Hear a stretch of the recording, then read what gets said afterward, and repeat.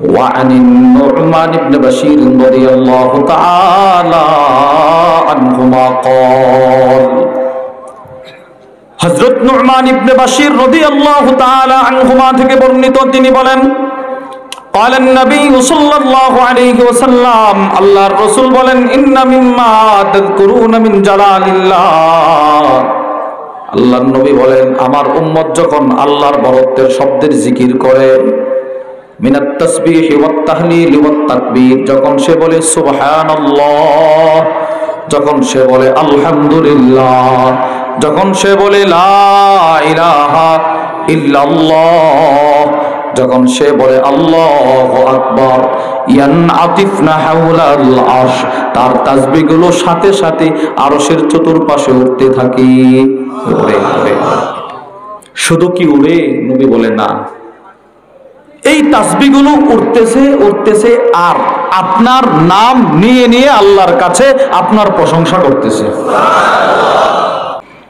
উপস্থিত হযরত উলামায়ে কেরাম দূর-দূরান্ত থেকে আগত কালিমায়ে তাইয়্যিবার সোনালী সুতায় গ্রথিত ধর্মপ্রাণ মুসলমান ভাই ও বোনেরা আল্লাহর দরবারে শুকর আদায় করছি যে আল্লাহ আমাদেরকে অত্যন্ত ভালোবেসে দয়া করে দ্বীনের এই মজমায় এত সময় পর্যন্ত বসে থাকার তৌফিক দান করেছেন এজন্য আমরা সকলেই দিল থেকে শুকরগুজার হয়ে বলি আলহামদুলিল্লাহ।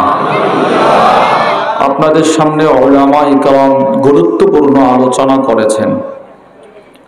আমি আপনাদের সামনে বসে কোরআনুল কারীমের সূরাতুন নিসার একখানা আয়াতে কারিমা আল্লাহ তাআলার দয়া আল্লাহর অনুগ্রহে তিলাওয়াত করার সৌভাগ্য আমি অধমের হয়েছে।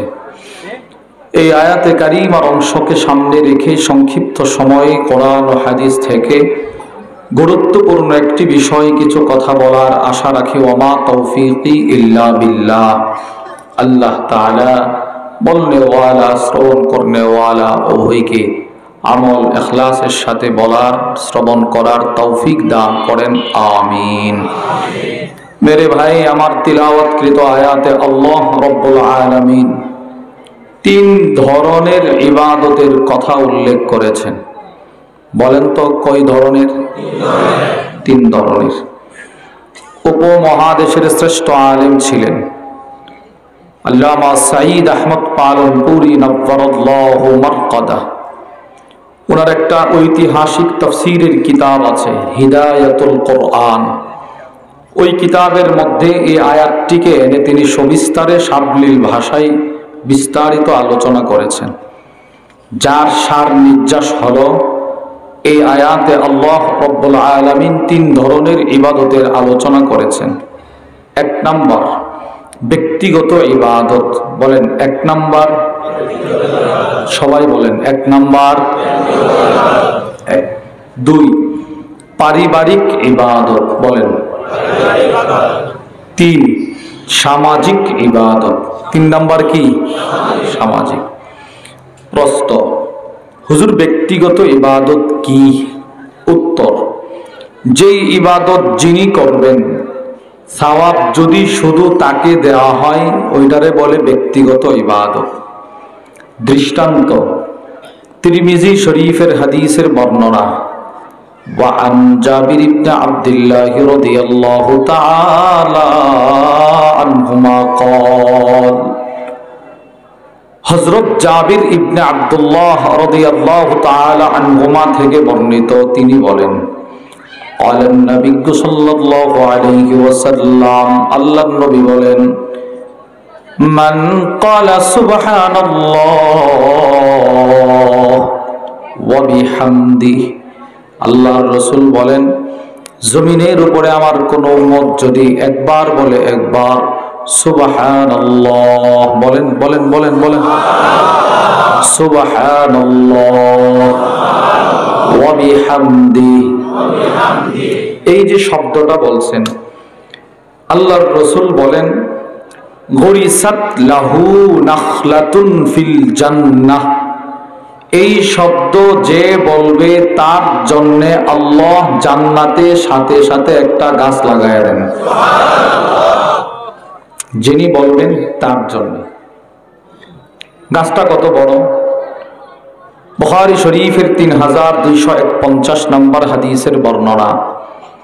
وعن أنس بن مالك رضي الله تعالى عنه قال আনাস ইবনে মালিক রাদিয়াল্লাহু তাআলা আনহু থেকে বর্ণিত قال النبي صلى الله عليه وسلم আল্লাহর নবী বলেন ইন্না ফিল জান্নাতি লাশাজারা একবার সুবহানাল্লাহর বিনিময়ে জান্নাতে যে গাছটা দেওয়া হবে একবার সেজদার হালতে সুবহানা রাব্বিয়াল আলা এর বিনিময়ে জান্নাতে যে গাছটা দেওয়া হবে কত বড় জানো ইয়াসিরুর রাকিবু ফি জিল্লিহা মিআতা আম লা ইয়াকতাউহা একবার সুবহানাল্লাহর বিনিময়ে যেই গাছ জান্নাতে লাগানো হবে ওই গাছের চতুর্দিকে যদি জান্নাতি একটা ঘোড়া দিয়ে জান্নাতের 100 বৎসর হায়াত হাতে নিয়ে গাছটার চতুর্দিকে যদি দৌড়ানো হয় 100 বছর শেষ হয়ে যাবে, গাছের ছায়া শেষ হবে না। চিন্তা করেন, আজীব না? ওই 100 বছর কিন্তু দুনিয়ার না, দুনিয়ার 100 বছর না, আখিরাতের 100 বছর। আর সূরাতুল মাআরিজে রব্বুল আলামিন বলেন আখিরাতের একদিন সমান সমান দুনিয়ার 50,000 বছরের সমান। এবার আপনি হিসাব করেন আখিরাতের 100 বছর দুনিয়ার কত কোটি কোটি বছরের সমান হবে। কোটি কোটি কোটি কোটি কোটি কোটি কোটি বছর গাছের চতুর্দিকে দৌড়ানো হলেও গাছটার ছায়া শেষ হবে না। আচ্ছা, এইরকম গাছ 5টা যার জান্নাতের বাগানে থাকবে তার বাগানটা কত বড় হবে? আল্লাহু আকবার। আল্লামা আবু নুআইম আহমদ ইবনে আব্দুল্লাহ আল আসবাহানি তার বিখ্যাত কিতাব হিলিয়াতুল আউলিয়া ওয়া তাবাকাতুল আসফিয়া ওই কিতাবের মধ্যে এসেছে হযরত আবু হুরায়রা রাদিয়াল্লাহু তাআলা আনহু দিনে 12,000 বার শুধু বলতেন সুবহানাল্লাহ, সুবহানাল্লাহ, 12,000 বার। উনি যদি দিনে 12,000 রাতে 12,000 তেলাওয়াত ছাড়া শুধু নামাজের বাইরে 12,000ই তাসবিহ পড়তেন, তো ওনার হায়াতে যদি প্রতিদিন 12,000 হয় তো এবার জান্নাতে ওনার জন্য কি পরিমাণ গাছ আছে? এক একটা গাছের দূরত্ব যদি এত বিশাল আকৃতির হয় তো কোটি কোটি গাছ যেই বাগানে হবে বাগানটা কত বড় হবে বলেন তো? তাহলে গাছটা এত বিশাল, এত মোটা, এত বড়, গাছের ফলগুলো কত বড়? আল্লাহর রাসূল বলেন ওই গাছের সবচাইতে ছোট ফলটা হবে পৃথিবীর সবচাইতে বড় পাহাড়টার মতো। বুখারী শরীফের হাদিস। وعن أبي هريرة رضي الله تعالى عنه قال হযরত আবু হুরায়রা রাদিয়াল্লাহু তাআলা আনহু থেকে বর্ণিত আন্না রাসূলুল্লাহ সাল্লাল্লাহু আলাইহি ওয়াসাল্লাম কানা ইয়াওমান ইউহাদ্দিস আল্লাহর রাসূল একদিন সাহাবাদের সামনে বয়ান করতেছিলেন। বয়ান, সাহাবারা বসা, নবীজি বয়ান করে। আল্লাহর নবী বয়ান করতে গিয়ে বলতে লাগলেন আন্না রাজুলান ইস্তাদানা রাব্বাহু ফিজ্জার আল্লাহর রাসূল বলতে লাগলেন জান্নাতের এক ব্যক্তি জান্নাতে যাওয়ার পর আল্লাহ তাআলার কাছে অনুমতি চাইবে, আল্লাহ আমি জান্নাতে একটু কৃষিকাজ করতে চাই। সুবহানাল্লাহ বলেন। জান্নাতে গিয়ে কৃষিকাজ করার অনুমতি চাইবে, আল্লাহ আমি একটু কৃষিকাজ করব। আন্না রাজুলান ইস্তাদানা রাব্বাহু ফিজ্জারই আল্লাহ আমার একটু কৃষিকাজ করার অনুমতি দেন। নবী যখন হাদিসটা মাত্র শুরু করছে এক সাহাবী সহজ সরল গ্রামের নিচ থেকে বৈশা বলে ইয়া রাসূলুল্লাহ আমি জানি কোন লোকটা গিয়ে বলবে আমি জান্নাতে কৃষিকাজ করতে চাই। নবী বলে কে? আপনার গোত্রের লোক। সুবহানাল্লাহ বলেন না। তুমি কেমনে বুঝলে? আপনার গোত্রের মানুষ, এরা কৃষিকাজ করতে খুব পছন্দ করে। তা আমার মনটা বলতেছে এরা জান্নাতে গিয়েও কৃষিকাজ করতে চাইবে। রাসূল একটা মুস্কি হাসি দিলেন। এরপরে আল্লাহর রাসূল বাকি হাদিসটা বর্ণনা করতে শুরু করলেন। নবীজি বলেন আল্লাহ তাআলা ওই বিগ বান্দাকে বলবে আলাস্তাফি মা শিতা, বান্দা তোকে এত এত নিয়ামত দিলাম, এতেও কি তোর মন ভরে না? এত নিয়ামত দিলাম, তোর মনটা ভরছে না? আল্লাহ দেন না একটু অনুমতি, একটু কৃষিকাজ করো।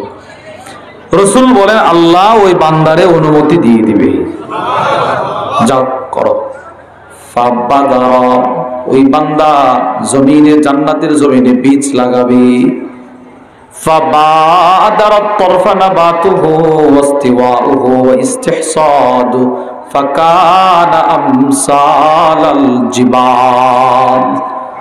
আল্লাহর রাসূল বলেন সে বীজ লাগাবে, বীজ থেকে একটা চারা উদ্গত হবে, চারাটা ধীরে ধীরে বড় হবে, বিশাল আকৃতির মোটা হবে, 100 বছর দৌড়ালেও শেষ হবে না।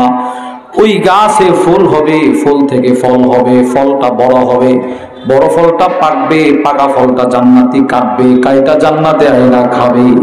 আল্লাহর রাসূল বলেন এই সবগুলো একটা চোখের পলকের ভিতরে হয়ে যাবে।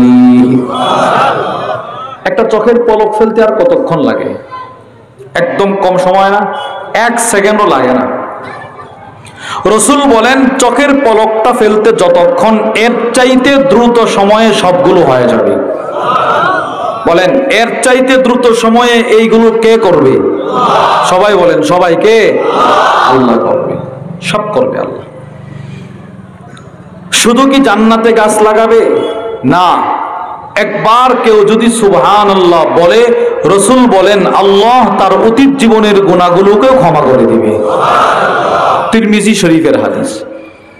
ওয়ান আব্দুল্লাহ ইবনে উমর রাদিয়াল্লাহু তাআলা আনহুমা قال, হযরত আব্দুল্লাহ ইবনে উমর রাদিয়াল্লাহু তাআলা আনহুমা থেকে বর্ণিত, তিনি বলেন قال النبي صلى الله عليه وسلم, আল্লাহ নবী বলতে লাগলেন মা আলাল আরদি আহাদুন ইয়াকুল, আল্লাহর রাসূল বলেন জমিনের উপরে কেউ যদি একবার বলে, একবার সুবহানাল্লাহ আলহামদুলিল্লাহ লা ইলাহা ইল্লাল্লাহ আল্লাহু আকবার, সবাই বলেন, বলেন সুবহানাল্লাহ আলহামদুলিল্লাহ লা ইলাহা ইল্লাল্লাহ আল্লাহু আকবার।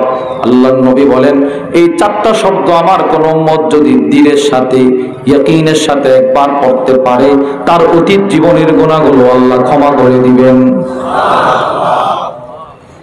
এবার রাসূল বলে ওয়ালাউ কানাত মিসলা জাবাদিল বাহর, তার গুনাহ যদি সমুদ্রের ফেনা পরিমাণও হয়, এও আল্লাহ মাফ করে দিবে। এখানে যদি গুনাহ দ্বারা উদ্দেশ্য নেন সগীরা গুনাহ, সগীরা গুনাহ, আমাদের হযরত ওয়ালা হাকিমুন নফস আল্লামা মুফতি মুশতাকুন নবী কাসিমি হাফিজাহুল্লাহ, হুজুরের একজন উস্তাদ আছে, যিনাকে হুজুর সবচেয়ে প্রিয় উস্তাদ বলে সম্বোধন করে। নোয়াখালীর লক্ষ্মীপুর টুমচর মাদ্রাসার প্রিন্সিপাল আল্লামা হারুন আল মাদানী, অনেক বড় আলেম দিন। হুজুর বলেন রাসূলের হাদিস এই কথার প্রমাণ বহন করে, একবার সুবহানাল্লাহ বললে যদি আল্লাহ সমুদ্রের ফেনা পরিমাণ সগীরা গুনাহ মাফ করে, আবার বললে যদি আবার মাফ করে, আবার বললে যদি আবার মাফ করে, এবার বলতে বলতে যদি তার সগীরা গুনাহগুলো মাফ হয়ে যায়, এরপরে যখন সে সুবহানাল্লাহ বলবে, আল্লাহ তার কবিরা গুনাহ মাফ করতে শুরু করবে। চিন্তা করেন, এবার মাফ করার ধরনটা কেমন? নবীজি এটাও হাদিসে বলছে, তিরমিজি শরীফের হাদিস। وعن أنس بن مالك رضي الله تعالى عنه قال, আনাস ইবনে মালিক থেকে বর্ণিত, তিনি বলেন أن رسول الله صلى الله عليه وسلم مر بشجرة يابسة الورق, আনাস ইবনে মালিক বলে আল্লাহর নবী একটা শুকনো পাতা বিশিষ্ট গাছের পাশ দিয়ে চলে যায়। ফাদরাবাহা বিআসা, নবীজির হাতে একটা লাঠি ছিল, লাঠি, সেই লাঠিটা দিয়ে আল্লাহর রাসূল শুকনো পাতার গাছের মধ্যে আঘাত করলেন। ফাতানাসাল ওয়ারাক, গাছের পাতাগুলো ঝরঝর করে পড়ে গেল। আল্লাহর রাসূল এবার বললেন আনাস শোনো, আমার কোন উম্মত যদি একবার দিল থেকে বলে সুবহানাল্লাহ, আলহামদুলিল্লাহ, লা ইলাহা ইল্লাল্লাহ, আল্লাহু আকবার, বলেন সুবহানাল্লাহ, আলহামদুলিল্লাহ, লা ইলাহা ইল্লাল্লাহ, আল্লাহু আকবার। আল্লাহর রাসূল বলেন, আমার কোন উম্মত যখন এই শব্দগুলো একবার বলবে, একবার, তার গুনাহগুলো গাছের পাতার মতো ঝরে যাবে। সুবহানাল্লাহ। এই যে এতক্ষণ সুবহানাল্লাহ পড়ছেন, আপনাদের সুবহানাল্লাহ এখন কোথায় আছে জানেন? নবীজি বলে, এখন তোমাদের সুবহানাল্লাহ আরশের চতুর্পাশে ডানা ঝাপটিয়ে উঠতেছে, এইভাবে উঠতেছে, এইভাবে উঠতেছে। এখন বলছেন এখনো উঠতেছে। এই যে এখন যে কয়েকজন বলছেন এখনো উঠতেছে। আমাদের হযরত ওয়ালা হাকিমুন নফস আল্লামা মুফতি মুশতাকুন নবী কাসিম হাফিজুল্লাহ হুজুর বলেন, এত তাড়াতাড়ি কি সুবহানাল্লাহ ওখানে যাইতে পারে? তো হুজুর বলে, বান্দা বলতে যতক্ষণ, এর চাইতে দ্রুত সময় ওখানে চলে যায়। ইবনে মাজার হাদিস। وعن النعمان بن بشير رضي الله تعالى عنهما قال, হযরত নু'মান ইবনে বাশির রাদিয়াল্লাহু তাআলা আনহুমা থেকে বর্ণিত, তিনি বলেন, قال النبي صلى الله عليه وسلم, আল্লাহর রাসূল বলেন, ইন্না মিম্মা তাযকুরুনা মিন জালালিল্লাহ, আল্লাহর নবী বলেন, আমার উম্মত যখন আল্লাহর বরত্বের শব্দের জিকির করে, মিনাত তাসবিহ ওয়াত তাহলিল ওয়াত তাকবীর, যখন সে বলে সুবহানাল্লাহ, যখন সে বলে আলহামদুলিল্লাহ, যখন সে বলে লা ইলাহা ইল্লাল্লাহ, যখন সে বলে আল্লাহু আকবার, ইয়ানআতিফনা হাওলাল আরশ, তার তাসবিহগুলো সাথে সাথে আরশের চতুর্পাশে উঠতে থাকে। উড়ে উড়ে। শুধু কি উড়ে? নবী বলে না, এই তাসবিহগুলো উঠতেছে উঠতেছে, আর আপনার নাম নিয়ে নিয়ে আল্লাহর কাছে আপনার প্রশংসা করতেছে। লাহুন্না দাফিকুন কাদাফিকিন নাহ, রাসূল বলেন, মৌমাছি যেমন গুনগুন গুনগুন শব্দ করে তোমার সুবহানাল্লাহ আরশের চতুর্পাশে গুনগুন শব্দ করে তোমার প্রশংসা করতেছে। আর প্রশংসা। এখানে একটা আশ্চর্যের বিষয় আছে, খেয়াল করে শুনলে বুঝবেন। আরশের চতুর্পাশে কি পরিমাণ ফেরেশতা আছে, এটা একমাত্র আল্লাহ তাআলা ছাড়া আর কেউ জানে না। কি পরিমাণ ফেরেশতা যে শুধু আল্লাহর আরশের চতুর্পাশে আছে। শুধু একটু আপনাদেরকে বোঝানোর জন্য বলছি, আমরা যারা এখানে বসা দাঁড়ানো সবাই মিলে যদি খাতা নিয়ে লিখতে থাকি, কোটি কোটি কোটি কোটি কোটি কোটি, সবাই যদি জন্মের শুরু থেকে প্রত্যেককে আল্লাহ যদি 60 বছরের হায়াত দেয়, একবার মার পেট থেকে আইসা যদি কোটি কোটি লিখতে থাকি মৃত্যু পর্যন্ত, এবার সবার কোটি কোটির সংখ্যাটা এক জায়গায় করলে কেমন হবে বলেন তো? বুঝেন নাই? এটাকে আমাদের পক্ষে হিসাব করা সম্ভব না, কখনো না। কম্পিউটার দিয়ে হিসাব করাও সম্ভব না। আচ্ছা, এবার বলেন, পৃথিবীর শুরু থেকে কিয়ামত পর্যন্ত, পৃথিবীর শুরু থেকে কিয়ামত পর্যন্ত সমস্ত মানুষকে যদি আল্লাহ তাআলা নূহ আলাইহিস সালামের হায়াত দান করে 950 বছর, পুরা হায়াত যদি সবাই কোটি কোটি কোটি কোটি লিখতে লিখতে 900 বছর 950 বছর শেষ করে সবার কোটি কোটি এক জায়গায় করলে সংখ্যাটা কেমন হবে বলেন? এটাও তো আমাদের পক্ষে সম্ভব না। এরপরেও একটা না একটা সংখ্যা হবে কিনা? আরে আল্লাহর ইলমে একটা না একটা সংখ্যা হবে কিনা? ওই সংখ্যাটা যত হবে এর চাইতেও কোটি কোটি কোটি কোটি কোটি কোটি গুণ বেশি ফেরেশতা শুধু আল্লাহর আরশের চতুর্পাশে আছে। আল্লামা ইমাম জালালউদ্দিন আস-সুয়ুতি রাহিমাহুল্লাহ তার বিখ্যাত কিতাব আল হাবাইক ফি আখবারিল মালাইক একটা কিতাব আছে, ওটার মধ্যে নিয়ে আসছে পাশাপাশি আল্লাহর কোরআনের সূরাতুল গাফির, যার অপর নাম সূরাতুল মুমিন, 24 নম্বর পারার 6 নম্বর পৃষ্ঠা একটা সূরা আছে। এই সূরার মধ্যে আল্লাহ বলেন, বিসমিল্লাহির রহমানির রহিম, الذين يحملون العرش ومن حوله যারা আল্লাহর আরশ বহন করে আছে। ওয়ামান হাউলাহু, আরশের চতুর্পাশে যারা আছে। এই শব্দের ব্যাখ্যায় তাফসীর রূহুল বায়ানের মধ্যে এসেছে, তাফসীর কুরতুবীর মধ্যে এসেছে, তাফসীর ইবনে কাসীরের মধ্যে এসেছে। ওমান হাউলাহুর ব্যাখ্যায় কি পরিমাণ ফেরেশতা যে শুধু আল্লাহর আরশের চতুর্পাশে আছে আরো স্পষ্ট করে, আরো সহজ করে সূরাতুল ফুরকানের একটা আয়াত আছে, ওয়ায়াউমা তাশাক্কাকুস সামাউ বিল গামাম ওয়া নুজ্জিলাল মালাইকাতু তানজিলা। এই আয়াতের ব্যাখ্যায় তাফসীর কুরতুবী, তাফসীর ইবনে কাসীরের মধ্যে এসেছে আরশের চতুর্পাশে কি পরিমাণ ফেরেশতা আছে। আমি এতক্ষণ আপনাদেরকে যেই সংখ্যা বলছি এর চাইতে বেশি, সোজা কথা, এর চাইতে বেশি। হুজুর কি পরিমাণ আছে জিবরিলও জানে না। সুবহানাল্লাহ বলেন, বলেন। একমাত্র আল্লাহ ছাড়া আর কেউ জানে না শুধু আরশের চতুর্পাশে যে কি পরিমাণ ফেরেশতা আছে। এবার ওই ফেরেশতাদের দায়িত্ব কি?